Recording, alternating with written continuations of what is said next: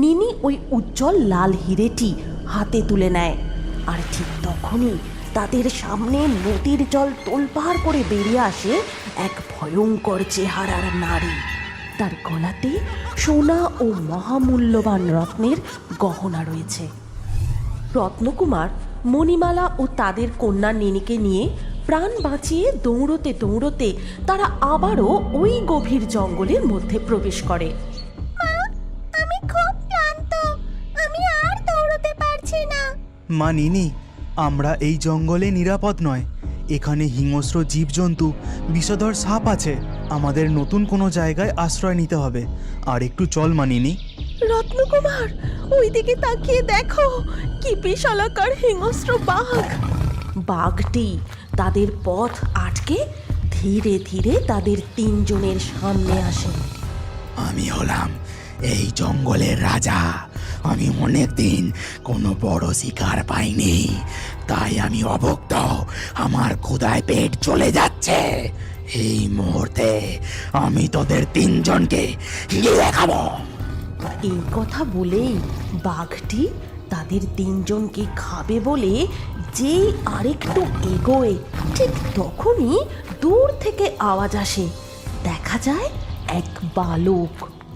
খবরদার, তুমি তোমার ক্ষুধা মেটানোর জন্য নিরীহ মানবদের হত্যা করতে পারো না।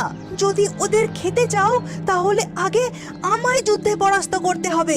তুচ্ছ বালক, তুই আমায় যুদ্ধে পরাস্ত করবি? নিজে মানব হয়ে বলিস ওই নিরীহ মানবদের হত্যা না করতে? তোর সাহস দেখে আমি অবাক হচ্ছি। এই কথা বলেই বাঘ বালকটিকে আক্রমণ করবে বলে তার দিকে এগিয়ে যায়। ঠিক তখনই বালকটি হাত দিয়ে জাদু করে বাঘটিকে থামিয়ে দেয়। বাঘটি তার অলৌকিক ক্ষমতা বুঝতে পেরে তাকে জিজ্ঞাসা করে, কে তুমি? কি তোমার আসল পরিচয়? তুমি তো কোনো সাধারণ বালক নও। কিভাবে তুমি এই অলৌকিক শক্তি প্রাপ্ত করলে? তখন নীল মানব রূপ ছেড়ে তার আসল নাগ রূপে আসে।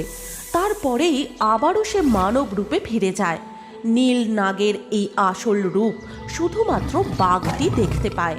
তারপর বাঘটি মাথা নিচু করে ধীরে ধীরে জঙ্গলের অন্যত্র চলে যায়। তুমি না থাকলে আজ হয়তো আমরা প্রাণে বাঁচতাম না। তুমি একজন সাধারণ বালক হয়েও ওই হিংস্র বাঘটিকে কিভাবে পরাস্ত করতে সক্ষম হলে? তুমি কি কোনো অলৌকিক শক্তির অধিকারী? কি তোমার পরিচয়? আমার নাম নীল।